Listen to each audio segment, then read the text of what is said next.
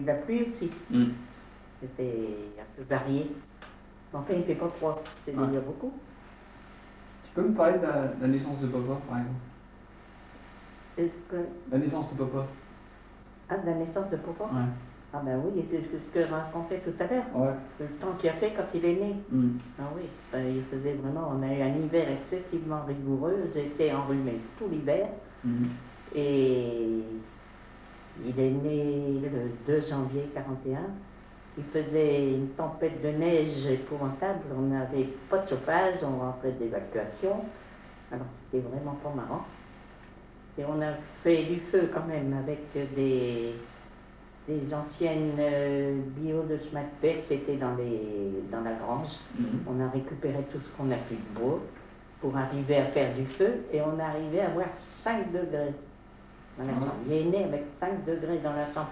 Et j'avais été enrhumé tout l'hiver cette année-là. Et on rentrait d'évacuation, forcément, on était plutôt en déficience. Alors je n'ai pas arrêté d'être enrhumé. Et lui, il est né enrhumé. Mais alors, le jour où il est né, il faisait un temps pire que d'habitude, je crois, parce que c'est resté dans toutes les mémoires. Et il y avait eu un enterrement d'une vieille dame qui était morte. Alors, il y avait été un enterrement. Et quand il est rentré, je le vois encore se tenait les oreilles en disant arrange-toi pour que ça ne vienne pas aujourd'hui, parce que je ne vais pas chasser le docteur. Et à ce moment-là, il fallait aller en vélo. On n'avait pas d'autorisation de circuler en voiture. Il y avait une personne par village. Alors là, c'était M. Vanois, il avait dit surtout ne partez pas en vélo, quand ça sera le moment où vous venez me chercher. Ils ont parti le chercher, et puis arrivés au carrefour, ils sont restés en panne déjà dans la neige. Ils étaient déjà embourbés dans la neige. Ils ont dû aller demander pelle et pioche pour dégager la voiture. Puis à ce coup-là, on peut pas dire. M. Vanois, il n'a pas voulu partir seul. Il dit, moi je ne vais pas seul à Péronne. Il dit, je vais rester. Parce qu'il y avait des endroits où il y avait des amas de neige. Alors pourquoi il nous a prévenu en passant qu'il accompagnait M. Vanois à Péronne. Et le docteur, quand il a prévenu, il a dit qu'il ne partait pas seul non plus. Il dit, attendez-moi. Moi, je ne pars pas seul. Alors, ils sont arrivés quand même à la maison, il était, je sais pas, 10 heures du soir.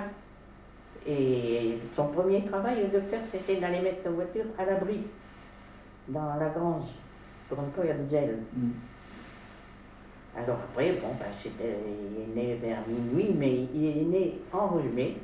Il y avait les yeux, il ne pouvait pas les ouvrir, il y avait les yeux collés, ça s'arrêtait pendant une semaine qu'il avait les yeux collés comme ça.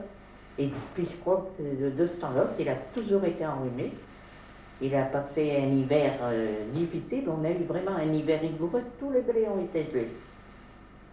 Alors, en train d'évacuation, ça, c'était vraiment pas drôle. Après avoir passé une année difficile. L'évacuation, tiens. On avait évacué en Bretagne. On était parti. Bernadette était malade à ce moment-là. Quand on est parti, j'ai dû la sortir de son lit. Elle avait eu les oreillons. Ils avaient eu les oreillons toutes les trois. Et puis, c'était Geneviève, je crois qu'elle l'a eu la première. Après, ça a été Rose-Marie. Et après, ça a été Bernadette. Mais alors, elle l'a eu plus fort parce qu'elle a fait un phlegmon sur la glande des oreillons. Et il a fallu lui ouvrir. Le docteur est venu lui ouvrir au bistouri si je me souviens bien, ça doit être le 12 mai, c'était l'anniversaire de Geneviève. Et il est venu, habillé en militaire, il était rappelé. Il a donc ouvert cet abcès, c'est pas un abcès, il dit un abcès s'ouvre tout seul, qu'un phlegmon, il faut toujours le bistouri. Mais c'était pas mûr, il n'était pas au point. Alors il a dû un petit peu forcer, mais il nous a dit, je l'ai su qu'après être rentré d'évacuation, et je l'ai rencontré dans le village et il m'a demandé comment elle allait. Et il a fallu toujours aider le plus à sortir, faire des pansements. Et elle a fait un deuxième phlegmon sur la route, en évacuant. Avec les secousses de la voiture, c'était à quelle époque ça? C'était en 40, au mois de mai 40. C'était au mois de juin, parce que on a évacué au mois de juin. Non, non, c'était au mois de mai, 17 mai. 17 mai. On lui a ouvert le segment le 12 mai, on a évacué le 17, et puis on est revenu le 11 juillet. Et on avait été là-bas en Bretagne, avec les chevaux, les chariots, et puis on était une vingtaine de personnes, des gens du village. Alors tous les jours, on campait, il fallait faire un peu le ravitaillement. Plus ou moins camper, enfin, on trouvait toujours à peu près un abri. Et pour partir à l'évacuation, ça s'est encore à peu près bien passé. Et pour revenir, là, on ne trouvait même plus de ravitaillement. On n'arrivait même plus à trouver de lait pour donner à Geneviève, qui n'avait que 2 ans. Il n'y avait plus moyen d'arriver à trouver de lait nulle part, alors elle, du café, elle n'en voulait pas. Et puis alors, trouver du ravitaillement, parce que dans l'intervalle qu'on est parti, on a traversé des villes qui avaient été bombardées. Ouais. Et alors on est repassé à... Tous les gens étaient partis.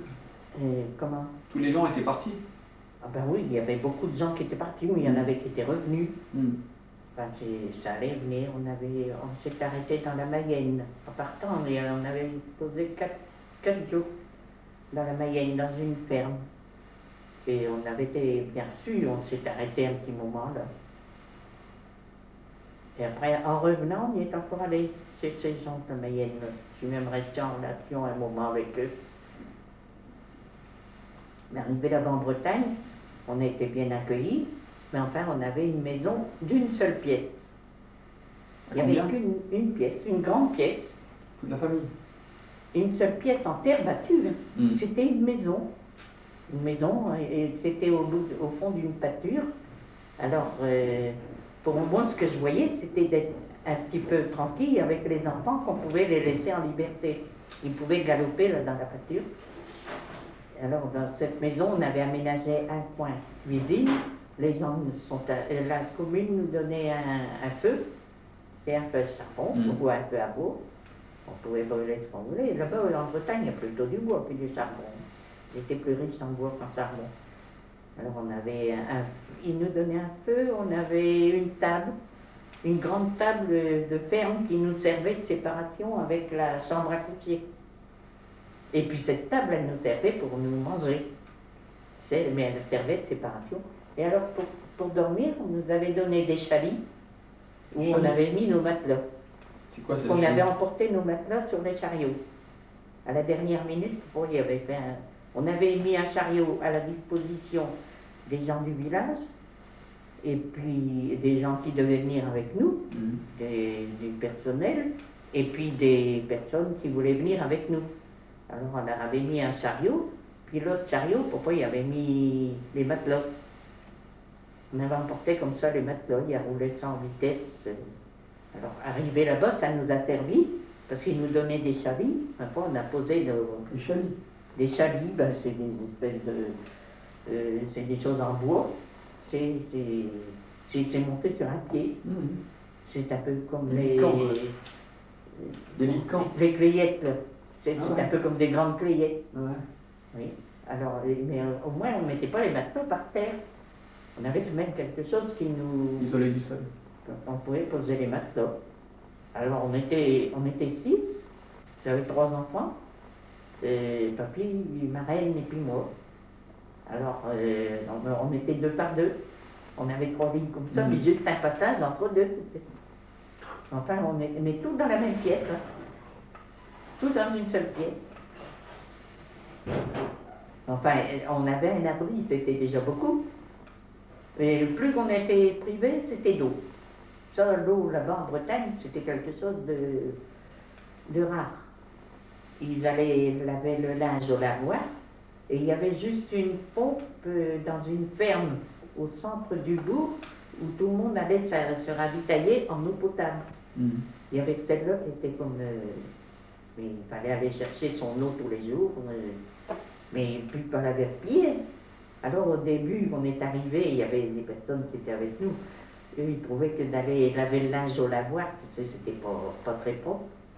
Alors ils voulaient ils voulaient prendre de l'eau du robinet, pas du robinet, de la pompe. Et le cultivateur, elle ne voyait pas. Hein. Les gens là-bas, ils savaient ce que c'était, il ne fallait pas être privé d'eau. C'est normal.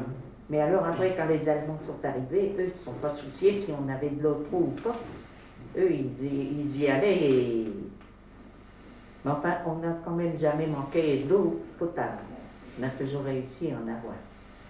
Et alors, on a dû rester dans cette petite maison, mais à un moment donné, le maire du village, c'était un général en retraite. Et il y avait un château. Mais il habitait en dehors du bourg. Il habitait pas dans le bourg, c'était assez loin. J'y allais, moi, chercher des provisions. Il avait un grand jardin, alors j'avais affaire au jardinier.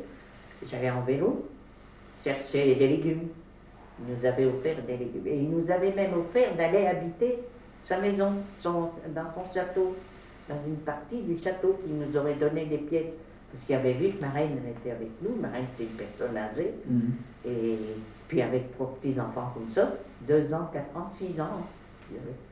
Alors il nous avait offert d'aller habiter au château.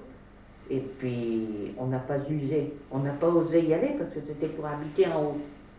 Et pour ma reine, c'était... Trop dur à monter. C'était trop difficile. Et puis ça nous éloignait du centre. Là, on était en plein centre. Et juste, on avait l'église pas loin, quoi. Et le bourg était là à 2 pas. Alors on a préféré rester dans cette petite maison.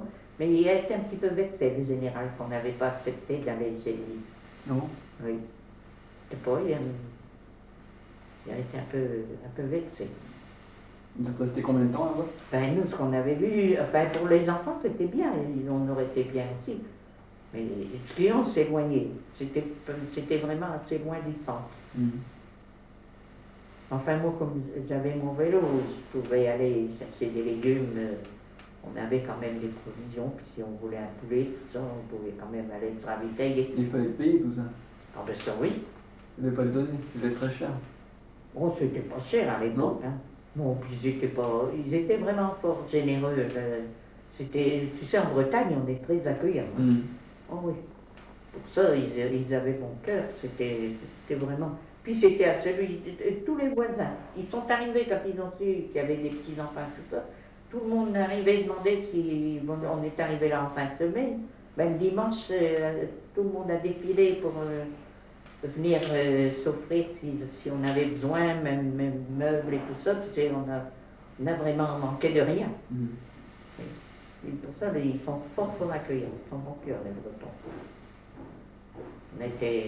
On a gardé un bon souvenir d'eux. Vous êtes resté combien de temps là? Comment? Vous êtes resté combien de temps? Un bon mois. Enfin, on a été parti en tout, on est parti le 17 mai et on est revenu le 11 juillet. Mais on avait mis 3 semaines pour revenir. Hein. Parce qu'il faut traverser les départements, hein, avec des chevaux, des chariots et puis des chevaux comme ça, puis on avait un cheval malade dans le nombre. En revenant, on a eu un peu de difficulté. Il y en avait un des chevaux qu'on a été obligé de dételer puis de le conduire par la main. Il avait attrapé un sang avant qu'on parte à l'évacuation. Pendant que papa était mobilisé, il a attrapé un sang. Alors, il était quand même handicapé et un jeune cheval. Et alors, on a été obligé de faire avec les moyens de bord. Enfin, pour revenir, comme aventure, ce qu'on a eu, je me rappelle, à Montdidier, on était presque rentrés. On a logé dans une ferme, et c'était pas loin du champ d'aviation. Il y avait on a su tout ça après. Alors on a logé dans une grange. Et le matin, quand on s'est levé, on s'est aperçu on avait dormi à côté d'un camion de munitions. Et on était à côté d'un champ d'aviation. Alors s'ils avaient bombardé, ben, tu sais, on était bon pour être supprimés. Hein. Enfin après, bon, ça s'est passé. Ce qu'on a eu aussi un peu de difficulté, et on a encore eu de la chance, c'était pour repasser la Seine. À Laval, Papy avait été pour avoir des papiers pour pouvoir avoir un laissez-passer, pour repasser la Seine, parce que comme on était de l'autre côté, non, on a réussi à avoir un laissez-passer parce qu'on était au sud de la Somme. Et si on avait été de l'autre côté, c'était plus difficile, parce qu'il fallait encore repasser un canal. Alors là, j'ai encore réussi à l'avoir, mais la première fois, papy n'a pas osé y aller, parce que le gars avait un Allemand qui était garde à l'entrée de la ville, de la balle, et il déchirait les papiers au fur et à mesure qu'il y en avait qui avaient leur laissé-passer. Alors, papy n'a pas osé aller à la commandanture pour le demander. Il m'a demandé si je voulais y aller à sa place. Et puis il y avait un homme de Gouzeaucourt qui était revenu avec nous aussi, qui s'est offert de venir avec moi. Là on est parti d'abord à la commandanture, il fallait faire la queue pour avoir les laisser passer, parce qu'il y avait du monde. Et ma foi, j'ai réussi à passer. Heureusement, il y avait un Français quand même, un soldat français qui connaissait l'allemand qui m'a laissé passer. J'ai tombé sur un qui n'était pas trop méchant, puisqu'il m'a fait un laisser-passer tout de suite, et puis il m'a même conseillé, si on avait des équipages, de repasser la Seine comment vous aviez été à Vernon. À Vernon, parce que le pont, mais c'était sur un pont de bateau. Tous les ponts sur la Seine étaient sautés. Et alors on a passé sur un pont de bateau, on a traversé la Seine sur un pont de bateau. Mais nous on l'a passé à pied, on n'a pas osé rester ni dans la voiture, ni sur les chariots. On l'a repassé à pied.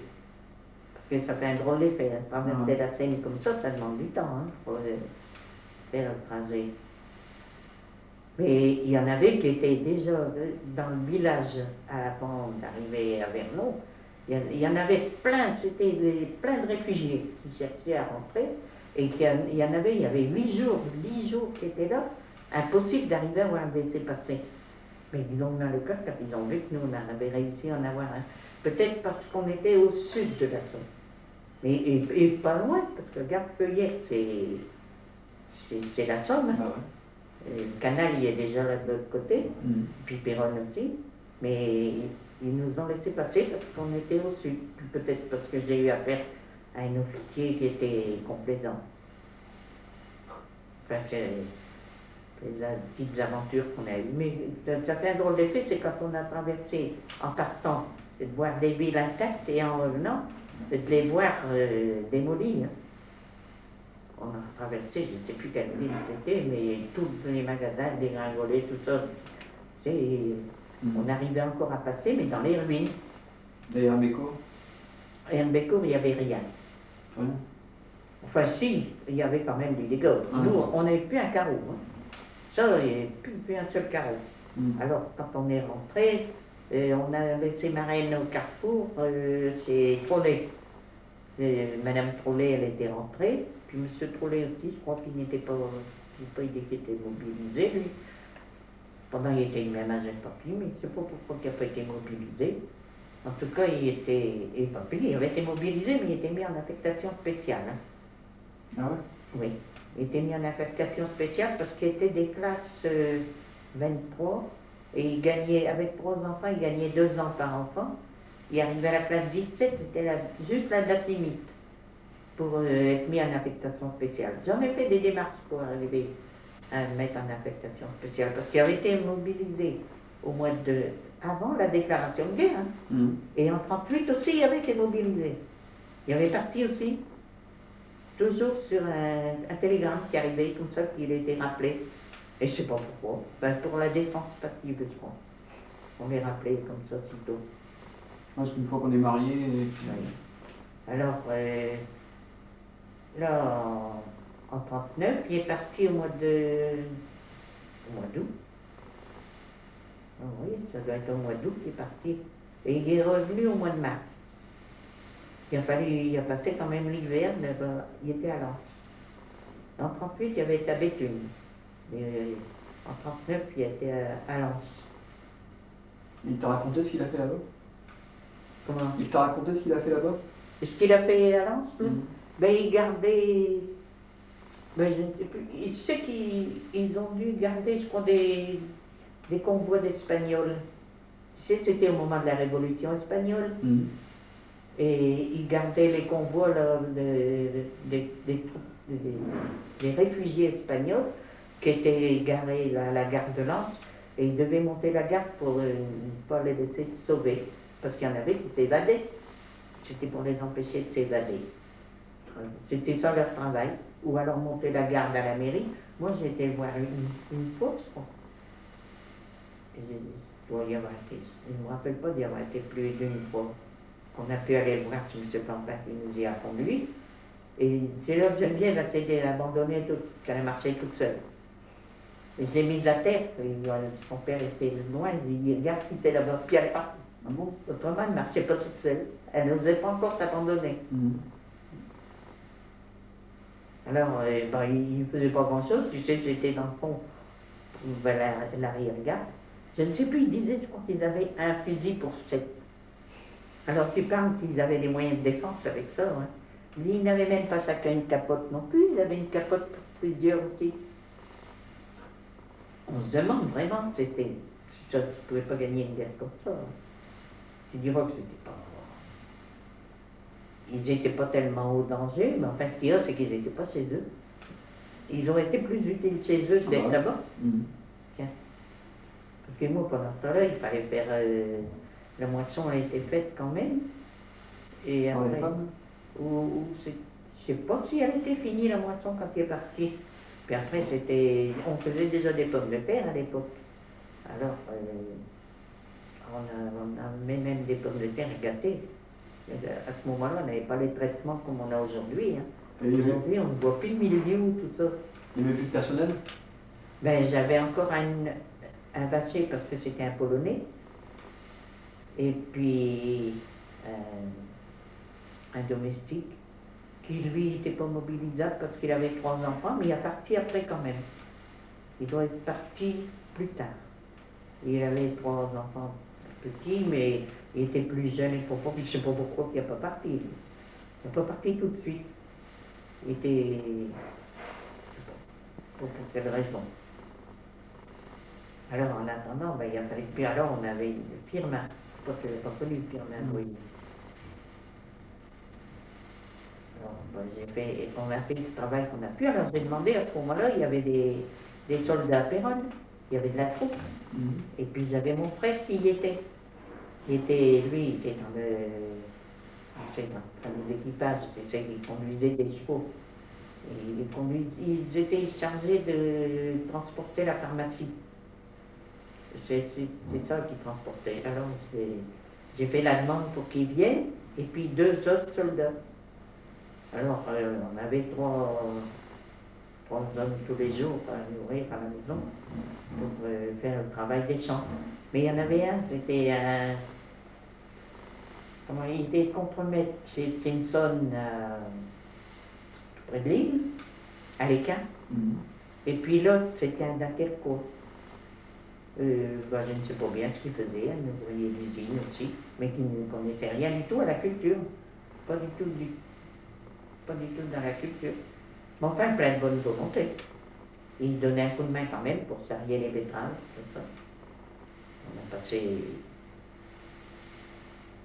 passé cette période-là comme ça. C'était pas marrant, tu sais. Non. C'était des drôles de jours. Hein.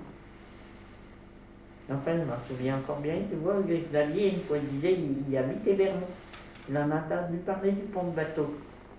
Il n'était pas né non plus, hein? Il n'était pas encore né? Oh non. Oh non. À Rombly, il y avait combien? Il y avait Colette, Jean, Jacques, Marie-Claire qui est née en 38, et Bernard qui est né en 39. C'est Bernard, certain. Et puis après, c'est Guy qui est né en 40, mais au mois d'octobre. Alors là, on était coupés, hein, on ne savait plus rien du tout de la famille. Nous, on était de ce côté-ci de la Somme, on ne pouvait plus aller de l'autre côté. Alors on était sans nouvelles. On ne savait pas du tout ce qu'ils étaient devenus quand on est rentré. Et eux, la même chose. Eux, ils ne savaient pas ce qu'on était devenus. On est évacués comme ça, mais on ne savait rien. personne de la famille. Et eux, ils avaient essayé d'évacuer aussi, mais arrivés à Abbeville, ils ont dû faire demi-tour. Je ne sais même pas s'ils ont été jusqu'à Abbeville, les Allemands y étaient. Alors ils ne pouvaient plus passer la Somme, c'était plus la peine. Et nous, on a été sur le point, pendant un moment, de passer la loi. Parce que papy était toujours mobilisable. Tout le long de la route, il signalait à plusieurs gendarmeries. Quand on passait dans une ville, il signalait son passage. Puis à la fin, ils lui ont dit, écoutez, allez mettre votre famille à l'abri. Et quand ils seront à l'abri, vous allez déclarer à la gendarmerie la plus proche où vous êtes. Comme ça, on pourra vous trouver. Et après, quand on a vu l'avance allemande, papy était prêt à partir sur la loi. Puis moi, j'étais couché. J'étais pas bien. Alors, la reine, elle lui a dit, ben écoute, prends la voiture et puis pars. Mais nous, elle dit, on va tout même pas, on est que des femmes, ils ne vont tout même pas rien nous faire. Hein? Et puis de ce coup-là, il n'a pas parti, puis il a bien fait. Il a bien fait de rester avec nous. Enfin, il était toujours mobilisable. Hein? Alors, il travaillait dans une ferme pour bien s'occuper. Il avait mis ses chevaux et puis ses chariots dans les fermes. Et les Bretons, au début, ils venaient voir, le premier dimanche, c'est incroyable, le défilé de Bretons qu'on a vu pour voir ces grands chariots. On avait vraiment des chariots à 4 roues, tu sais, mais des grands. Mais je ne sais pas, notre prédécesseur, M. Bernard, il voyait grand, il avait fait faire des chariots plus grands que la normale, quoi. Alors, ils n'avaient jamais vu des chariots pareils. Enfin, nous, ça nous a servi, comme on était... Quand on a dû évacuer comme ça nous a bien servi d'avoir des grands chariots. Parce qu'on avait mis tout ce qu'on avait pu dans les chariots, mais tu sais, quand on s'en va comme ça, qu'on a l'ordre d'évacuer, c'est un peu à tort et à travers. Hein. Ouais. Voilà. Puis ce qu'il y a, c'est que les chariots, ils ont dormi dehors la plupart du temps. Alors quand on est arrivé, ben, tout était trempé. Hein. On n'avait pas les bâches qu'on a aujourd'hui pour protéger tout ce qu'on y mettait. Pourquoi il avait mis jusqu'à des chaises? Il avait retourné des chaises sur les bordures. Alors les gens, ils rigolaient quand ils nous voyaient passer. Ils disaient, ah ben ça, c'est quelqu'un de prévoyant, moi. Tu vois des chaises retournées comme ça dans le sol. Non mais c'était curieux. Je ne sais pas pourquoi il a pensé à ça, de retourner quelques chaises comme ça. Alors, on avait emporté, on avait vidé pas mal pas des caveaux de vin, et ceux qui avaient emporté une caisse de champagne. Et puis ça m'a servi là-bas parce que quand j'étais malade, ça m'a retapé. Mais enfin, nos gens en route, ils en avaient consommé un peu aussi. Alors, c'était...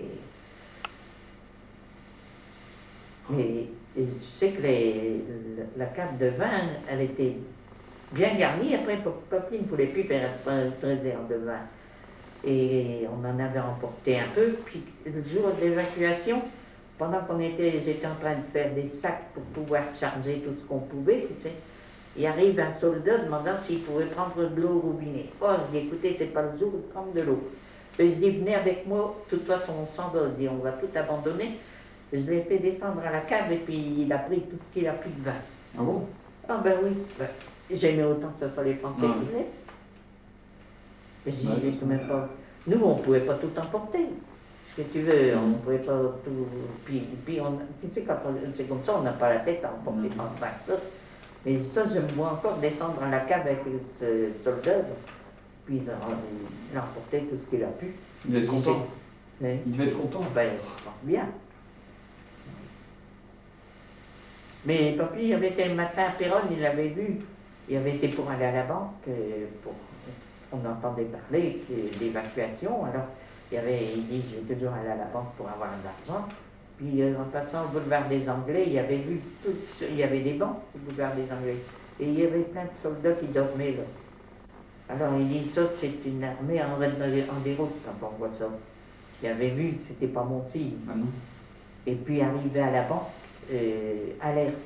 Alors tous les employés de banque, ils allaient dans les sous-sols, quand c'était comme ça. Ils voyaient le coup qu'ils allaient revenir encore sans argent, mais enfin, il y a pu en avoir quand même. Mais tu sais, tout le monde court à droite, à gauche, on est mais complètement perdu, hein, quand c'est comme ça fait un drôle d'effet. Hein. J'avais une petite bonne à ce moment-là, Renelle. Elle vient en disant qu'on avait l'ordre d'évacuer, qu'il fallait se diriger. Je crois que c'était sur la Mayenne qui nous disait d'aller. On avait l'ordre comme ça de prendre une direction, tu sais.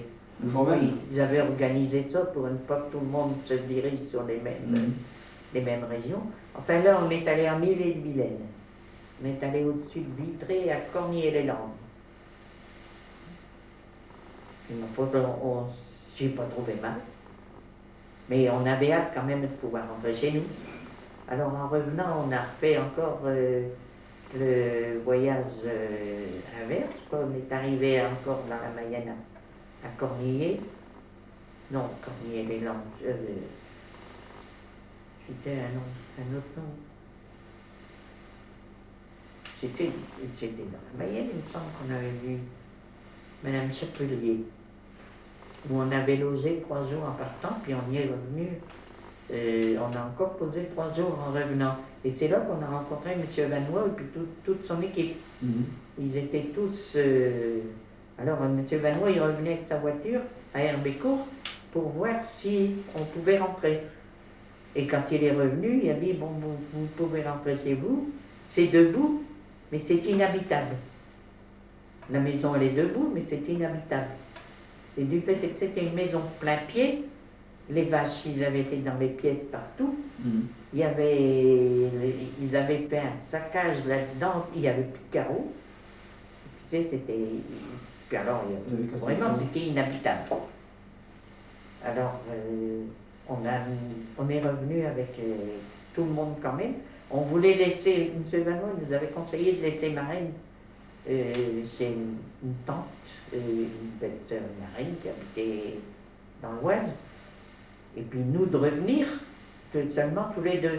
Marraine n'a pas voulu. Elle n'a pas voulu qu'on se sépare. Puis on a bien fait parce qu'on n'aurait jamais su aller la rechercher. Du jour où on est rentré, l'auto était dans le garage, elle n'en est plus sortie. On n'a plus eu le droit d'en sortir. Et on était revenu avec de l'essence, une provision qu'on avait eue par Madame Chapelier. Elle avait son fils qui était garagiste et il a pu nous avoir de l'essence. Donc on a fait une provision d'essence, mais on n'a jamais roulé avec la voiture. On s'accrochait toujours derrière les chariots. Parce que quand on était parti devant, mais après c'est que pour les retrouver, ça n'a pas été facile. Au milieu de toute la cohue de réfugiés. Alors, de ce coup-là, on ne s'est jamais quitté. Ou alors, on faisait quelques kilomètres avec la voiture et on attendait que les chariots ils arrivent pour faire équipe avec eux. Et on ne les quittait pas. On partait en avant pour préparer le camp, parce qu'il fallait chercher du ravitaillement. On était 20. Alors, il fallait trouver du ravitaillement pour tout le monde. Alors, on partait devant, puis j'allais faire le ravitaillement pour... quand ils arrivaient, comme ça, ça s'est encore un peu près bien passé. Mais quand on est arrivé, on a déposé Marraine et les enfants chez Trolet, et puis on est allé à la maison. Mais alors là, les portes ouvertes et plus de carreaux, et par contre, la porte de la cave fermée à clé. Il a fallu qu'on aille demander à M. Trolet pour qu'il vienne avec un passe-partout pour qu'on puisse descendre à la cave. Mais on en avait 2 de caves. La cave sous la cuisine, c'était une cave où on mettait la bière, on mettait les choses courantes, quoi. Mais la cave à vin, c'était de l'autre côté. Mais il n'y avait plus une bouteille de vin. Ils avaient tout vidé. Plus rien. La cave, même les piles de bouteilles vides, on avait tiré en bas pour voir s'il n'y en avait pas des cachets en dessous. Partout. C'était vidé entièrement. Puis alors, descendre au moins jusqu'à la 5e marche. Et puis toute ma batterie de cuisine. Tout était jeté du haut en bas des escaliers comme ça, et tous mes plats cassés, tout était là-dedans, les cendres. Ils avaient fait de la cuisine, ils avaient fait du feu, puis ils avaient jeté toutes les cendres, comme ça, tout était jeté du haut en bas. Et toute ma batterie de cuisine, toute ma vaisselle, tout était là-dedans. Tout cassé. Alors, le premier travail, c'était de rendre une pièce habitable. Alors, c'était la grande cuisine, là, qu'on a essayé de rendre habitable. On a fermé les volets, Enfin, c'était au mois de juillet, il ne faisait pas froid. On a fermé les volets, et puis, comme on n'avait pas de carreaux, et puis, pas un balai, pas un seau, pas d'eau. Il n'y avait plus d'eau courante. Les conduites d'eau, ils étaient sautées. Et puis la pompe, il l'avait jetée dans la citerne. Tu sais, la pompe qui est accrochée, là. Ben, elle était dans la citerne. Alors, j'ai été obligée d'aller demander chez les voisins s'ils n'avaient pas un seau. Puis avec une corde, il m'a retiré de l'eau comme ça, puis j'ai nettoyé pour rendre la pièce habitable. Alors le soir, ben, on a remis nos matelas là par terre, et puis on s'est installé dans la cuisine. On a fait du campement.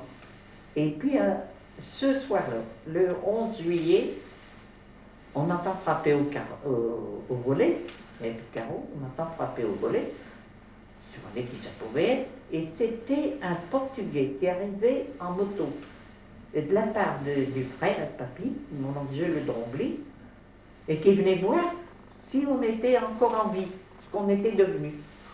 Et on était rentrés dans la matinée.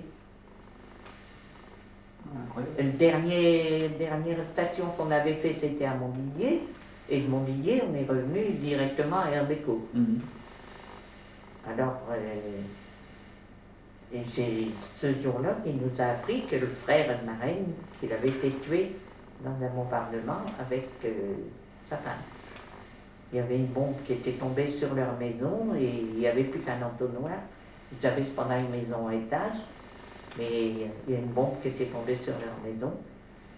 Et ils étaient restés là. ils ont été tués tous les deux, et on ne savait même pas le nombre de victimes qu'il y avait avec, parce qu'il y avait un collège, ils habitaient Thérouanne, il y avait un collège là à Thérouanne, et ils avaient des enfants, ils avaient perdu leur fils qui est mort en 1934 à l'armée. Il avait attrapé une grippe infectieuse, il y a eu pas mal de décès cette année-là. Et ils ont perdu leur fils de 20 ans, ils n'avaient que lui.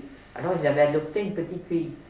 Et puis avec cette petite qui allait au pensionnat, elle avait d'autres fillettes qui venaient se mettre à l'abri dans leur cave. Et ils ont été tués, tout le monde là-dedans. Ils ont été tués dans la maison de mon oncle. C'était le parrain de petit.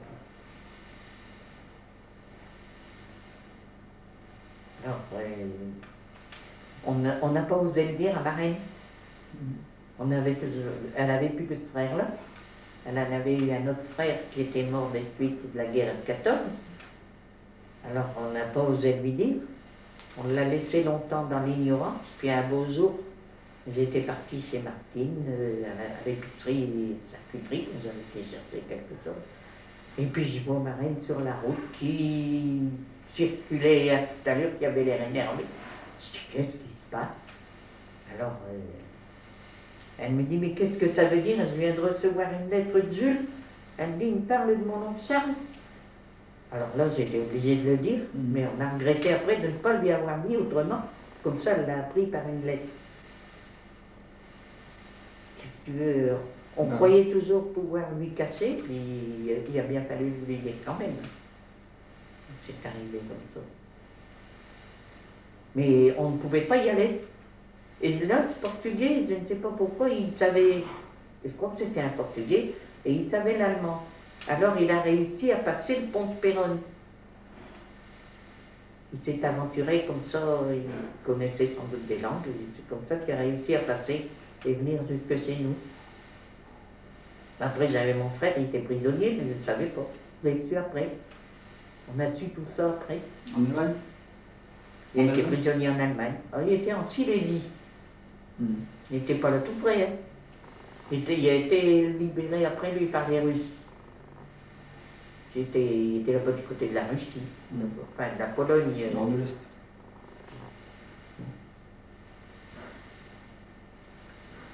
Enfin, après tout ça, ça s'est organisé. Mais au début, quand on est rentré d'évacuation, c'était pas drôle. Hein. Il y avait peu de boulanger, il n'y avait plus rien. Il fallait. Puis on était partis, on n'avait pas fait grand-chose au jardin. Enfin, on était contents quand même d'être rentrés. C'était moins triste que d'être sur la route, parce que sur la route, on finissait par ne plus rien trouver. Alors, en rentrant, ma foi, j'avais même des pommes de terre dans un petit jardin. Ils n'avaient pas été butés. Enfin, il y avait des pommes de terre quand même au pied. Alors, on a pu se réorganiser. Mais ce qui a été plus difficile au début, c'était l'eau. Quand on n'a plus d'eau, tu sais, c'est pas marrant. Hein. Maintenant qu'on a qu'à tourner le robinet, tout ça, on a tout facilement. Mais à l'époque, c'était pas comme ça. Hein. Puis alors, plus une bête. Hein. Il y avait, je ne sais plus combien on avait de vaches à l'époque. Au moins une quinzaine de vaches, sûrement. Et bien, il n'y avait plus rien. Tout était parti. C'est-à-dire qu'on les avait mis en liberté quand même. On ne les avait pas laissés enfermés dans les pâtures. Parce qu'ils seraient morts de faim. Si on les avait laissés enfermés dans les pâtures et puis ne plus les ravitailler, morts de faim et de soif. Alors, on a dû en récupérer. M. Vanois, il en avait récupéré pas mal. Il avait fait rentrer ça dans ses pâtures, il avait fait faire des clôtures, tu sais, clôturer une pâture, et puis rassembler toutes les bêtes qui circulaient dans le village, il a tout rassemblé dans une seule pâture. Puis chacun était récupéré son bien. C'est bien. Petit à petit. Mais dans le grenier, en haut de l'escalier du grenier de la maison, là, il y avait un mouton crevé. Et puis il y avait une ruche. Il y avait des abeilles qui avaient fait une ruche au-dessus. Et puis dans la grange au foin, là dans le foin, il y avait un gros taureau qui était crevé aussi. Alors tout ça, ça avait amené des mouches. C'était pas marrant. Et puis une poule, puis un lapin. Hein. J'ai juste retrouvé une poule qui couvait. Une seule poule. Un suivi, tu sais, quand on rentre comme ça, puis voir une ferme abandonnée comme ça, qu'il n'y a plus de vie. Plus rien. On n'entend plus rien. Hein. Donc petit à petit, après, ça s'est réorganisé. Puis on allait à Péronne pour chercher du ravitaillement. Bon, au début, il fallait faire la queue. Je n'allais pas plus loin que la Chaplette. Il y avait un qui s'était installé épicier dans une maison particulière. Et puis on avait un petit peu de ravitaillement. On avait toujours l'essentiel. Puis après, il s'est organisé les bons d'alimentation. On a commencé à avoir des bons pour... J'en ai encore, je les ai conservés en souvenir. Des bons d'alimentation. Puis des bons de vêtements, des bons de chaussures. On a eu tout par bon pendant toute la guerre. En petite quantité. Oui. En petite quantité. Ah, par petite quantité, on avait droit à autant, puis on était par catégorie. Et les jeunes, des adultes, c'était des J3, et on donnait plus quand même pour des jeunes de 14-15 ans que pour des enfants de 3-4 ans. Tout était par catégorie comme ça.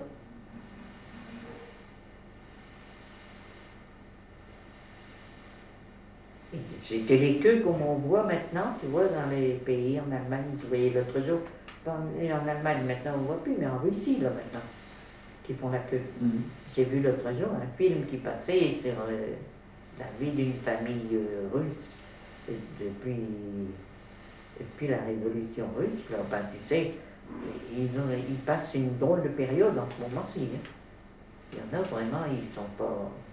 J'ai vu l'autre jour une famille, là, je ne sais pas si je te l'avais dit, une des filles, il y en a une, ça va, elle a trouvé un appartement normal, mais il y en a une autre, elles étaient 3 filles, et ils ont parlé d'une qui a un appartement pour 3 familles. Alors il y a une cuisine pour les 3 familles. Ils ont quand même chacun une chambre où elle est obligée de loger avec ses 2 enfants, et puis après, son voisin, c'était un homme âgé. Enfin, elle disait que c'était pas gênant, lui. Puis l'autre, c'était un jeune ménage, et il n'était pas souvent là. Mais ils ont une cuisinière pour les 3 familles. Il y a une cuisine pour les 3 familles, alors ils ont une cuisinière, ils ont une table chacun, et puis une espèce de petite chose au-dessus de leur table, avec leur batterie de cuisine. Et ils doivent aller faire leur cuisine, chacun leur tour. Alors tu te rends compte qu'est-ce que ça doit être? Dis-nous, on n'a pas à ce point-là quand même. Et puis alors il faut faire la queue, ils disent dans les magasins. si ça va continuer longtemps comme ça, mais c'est pas drôle. Hein. Après, nous, on peut pas dire qu'on n'a pas vraiment eu faim. On a toujours eu quand même suffisamment.